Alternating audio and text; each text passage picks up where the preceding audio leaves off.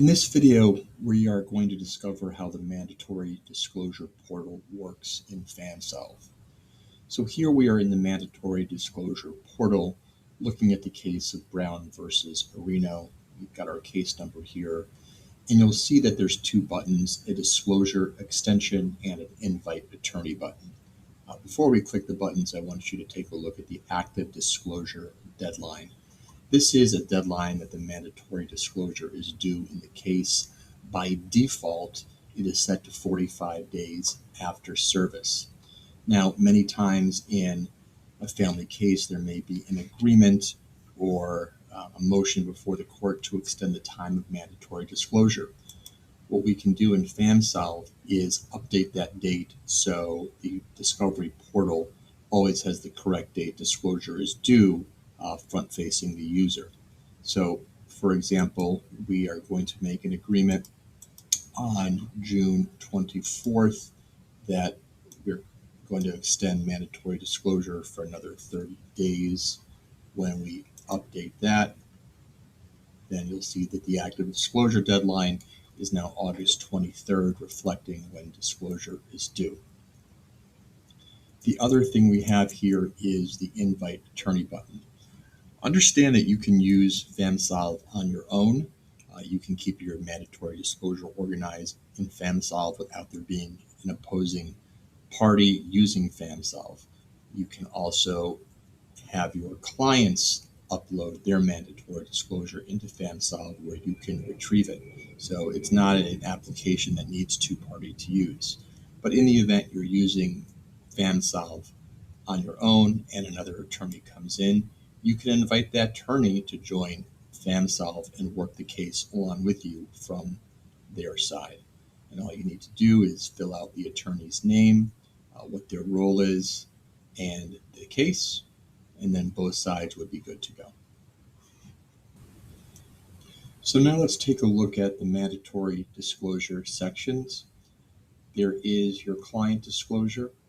In this case, I am attorney Famsolve, so I'm the respondent attorney, and the first thing I see is my client, Julia Marino's mandatory disclosure. By clicking opposing party, it drops you down to, in this case, the petitioner's mandatory disclosure, who is Mark Brown. So let's say that Julia Marino finds her cryptocurrency statement and you need to upload them. Very simply click into the box and you'll see an option to submit disclosure. You will click submit disclosure and we're going to upload a file and describe the file and then hit update. So now we have attached the crypto statement. We are going to describe what it is that we uploaded. So this will be Bitcoin purchase 2020. We're going to uncheck this box because now Julia does in fact have this document, and we're going to click update. So you're going to see that the file is now in our window, including a last updated date, which is July 21st, which is today's date. Understand that once this is uploaded, the users will get an email that new mandatory disclosure is in the file. So you're automatically updated when one of the parties provides new disclosure. Now we're looking at the petitioner's side of the case. So this would be Attorney Spencer, and this is Mark Brown, the petitioner's side of the case. And why is this important? Because we just uploaded Julia's crypto statement, and what you're going to see if you go to opposing party disclosure and you hit cryptocurrency, here's the file that we just uploaded and the date that we uploaded it on. So we've been notified that there's a new mandatory disclosure update. We see that there's a new cryptocurrency record to take a look at. Now we can click into the box. We can download the file, and here's the file description. But let's say we open the file and it's blank or it's not what Julia described. We can leave a comment for the other side. to advise them there may be something wrong with the disclosure. So opened this, and it was a receipt from Target. All right, we're going to update this, and we'll show you how it works on the other side.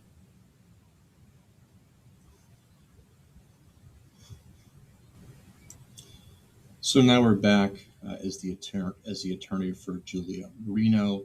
We got an email notification that there was a comment to one of our mandatory disclosures, and we head down to cryptocurrency to see what that comment was. So as Julia's attorney, we open cryptocurrency, and here it is right here. The opposing party advised us that they opened this, and it was a receipt from Target. So another great way that the parties pro se or represented can communicate with each other about mandatory disclosure that has been submitted. So once a party, in this case Mark Brown, completes his mandatory disclosure in Famsolve by either uploading a document or by checking the box that he does not possess this type of disclosure for exchange, once that is all completed, a PDF generated certificate of compliance will be sent to that party. Let me show you. Here is the certificate of compliance with mandatory disclosure that is generated by Famsolve. And you'll see here that it reflects all of the documents that in this case Mark Brown has uploaded to Famsolve, along with whatever the description is that the user has entered along with that disclosure. And if there is no disclosure to exchange, you'll see a little dash mark and an indication that the party does not possess this disclosure. Once you receive this, either as a self-represented litigant or a lawyer, you can go over it, make sure it's accurate, and then sign it and file it with the court. And this is another way that Famsolve makes mandatory disclosure much easier.